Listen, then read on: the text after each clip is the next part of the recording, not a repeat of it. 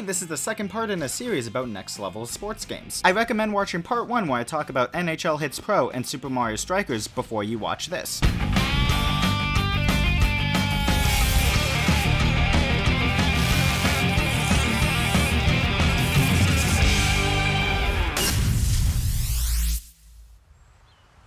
No joke, I've wanted to talk about this game since I started my channel. There's one mechanic that is unironically one of my favorites in any game ever. But I will deny myself that release and look at other places Charged improves on the original. First off, the game has a way larger cast of characters.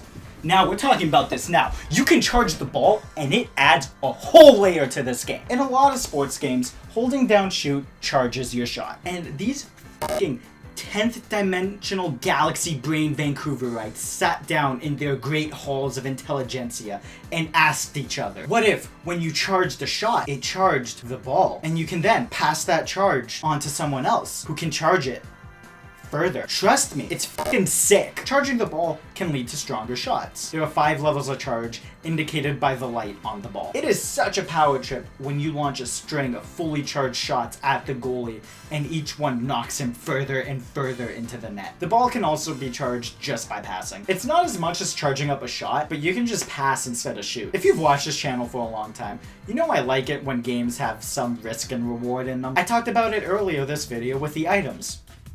Or last video. I still don't know if I'm keeping it as one video or not. And guess what's involved with the charge mechanic? A whole lot of risk-reward that gets bigger the more the ball is charged. It decays if it hasn't been charged or passed recently, which in itself is a great way to prevent ball hogging because it lowers your chances of scoring. So you want to be moving the ball while trying to get some charges in to keep it strong and get a better chance at scoring. But the other team can take the ball and it will keep its charge, and now all of your hard work is being used against you. So you have to weigh, can I safely charge the ball and get a really good shot off, to giving them a fully charged ball? As a result, the charge forces the defenders to be more aggressive because the attackers have a fucking nuke in the form of a soccer ball. And that forces the attackers to have better positioning and to use their dekes wisely because of the more aggressive play coming from the defenders. In a sport where the ball is already so valuable because it's the only thing that lets you win, this one mechanic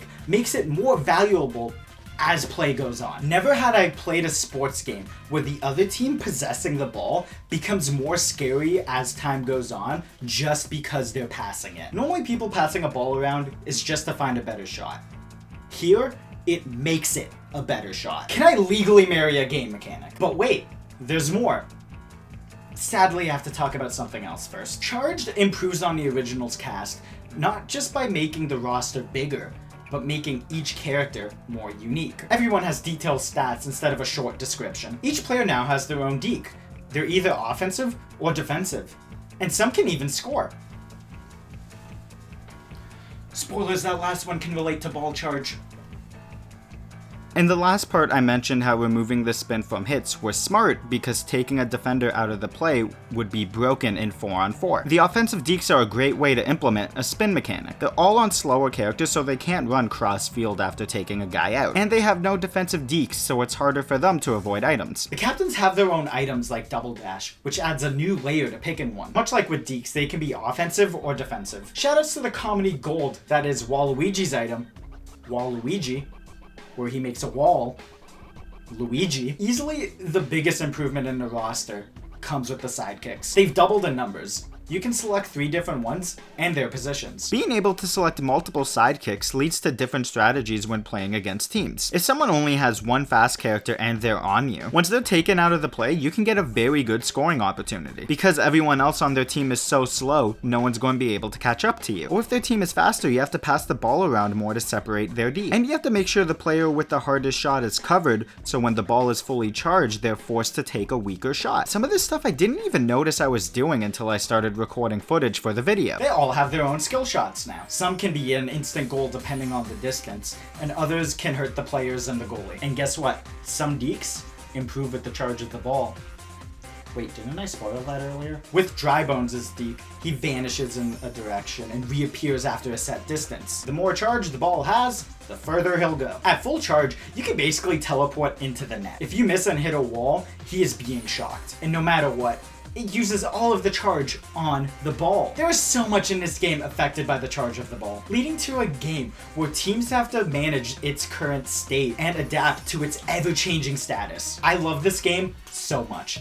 They did a great job of improving on the original. Like the stages, they're actually different now. It's so nice to have actual differences with the fields. Some remove players from play. One, I think, impacts the match too much, but the other one is fine. Some impact movement, like slowing down players, but increasing distance as slide tackles. My favorite one plays with the charge mechanic so well. The ground is slippery, so everyone kind of flies around. Every now and then a thunderstorm will start to break out. It will strike the ball, shocking everyone around it, and charging the ball to max. When it happens, you want to quickly try to get rid of the ball, preferably in the hands of their goalie. Then it becomes a mad scramble to take advantage of the outcome. People are out of the play, and there's now a fully charged ball for the taking. Just that short moment of making ball control bad flips the match around in such a fun way, only to make it crucial in the moments afterwards. It's like a game of hot potato, where after the person is out, everyone has to rush in and try to grab the potato first. Some of the maps are more vanilla if you want pure strikers fun. Hell, they remade all of the original stages too. Take the charge out of this game, and you still have a next level game. Just because they improved on literally every...